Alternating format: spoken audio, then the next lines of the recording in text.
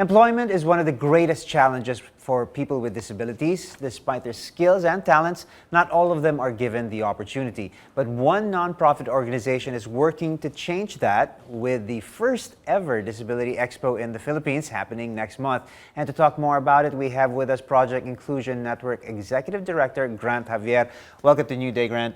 Thank you, Paolo. It's great to have you. We were just saying, this is the first time only that we're having an expo like this? Yes, that's unimaginable for us. Yeah. When we were researching about it and said, hey, no one has ever done this before. And this has to happen already. It's been a long time coming. Great, fantastic.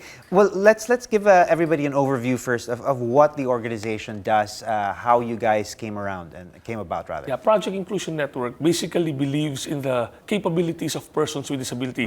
That they are not a burden. Yeah. That given the right opportunity and the right environment, they can really do something, not only for themselves, but even contribute to their families and the society. So we provide the opportunity for that. Right. I think, and I was telling you, I think generally when the first thing that comes to mind when you say a person with disability at a place of employment, my thought is, do we have enough ramps? Do we have we provided access for there's only one type that comes to mind, and that is their wheelchair access. Yes. And we really have to move beyond that, guilty as charged in that sense. Yes, definitely, because there's a lot of types of disabilities. Yep. You know, there's the visible, which are the ones on wheelchair, and the invisible disabilities. And usually they are the ones who are left behind because looking at them, it's not apparent that they have disabilities, but definitely they have to be included in as well. All right, well, this is the first ever exhibition in the country that's dedicated to PWDs.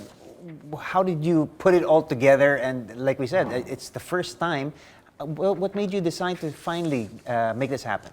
Well, as I've said a while ago, it's been a long time coming, and I've been working on this space for the past 10 years. I've been involved with the different organizations, different businesses, companies who have the interest of hiring them, and different government agencies as well. So I was thinking, why not put them all together? So it will be a one-stop shop for persons with disabilities that all those 2 days on December 9 and 10, they'll be able to access the different services, products, or whatever that they would need, even job opportunities themselves. Perfect. Also for people, organizations, employers who are wanting to really open opportunities for people with disabilities, is also the perfect place for them to connect with people who are looking.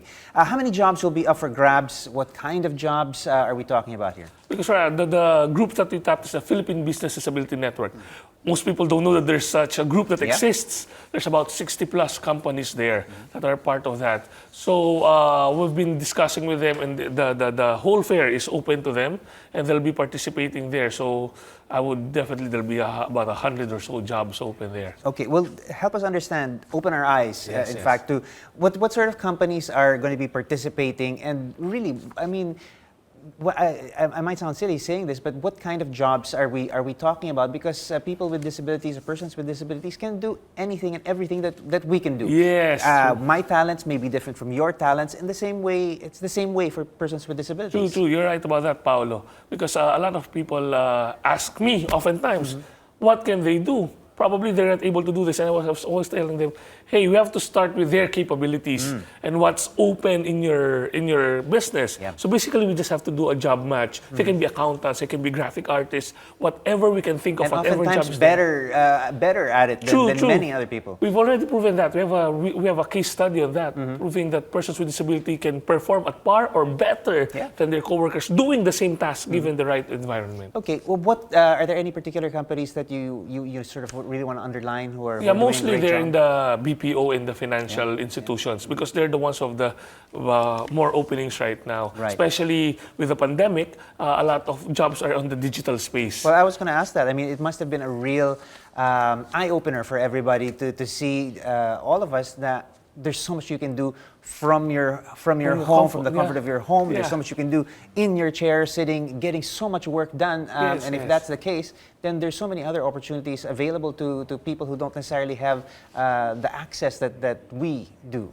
It may sound silly, but the pandemic is quite empowering as well for persons with disabilities because it enabled them to be able to work even at the comforts of their home. Okay, fantastic. Well, let's give them the details, Grant. I'm sure a lot of people are excited about this. When is the expo and how do we take part? So on December 9 and 10, that will be the expo at the SMX Mega Trade Hall.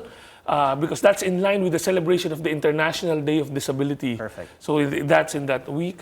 And of course, we are calling on person with disability organizations, groups, merchants, exhibitors, those who provide services for them to be present there and get in touch with us through our Facebook page, Project Inclusion PH. You can get in touch with us there, and of course, we'll be showing some details later on. You're doing some fantastic work, Grant. Please don't stop. Thank you so much for being with us here on New Day. Thank you. Thank you, Bob.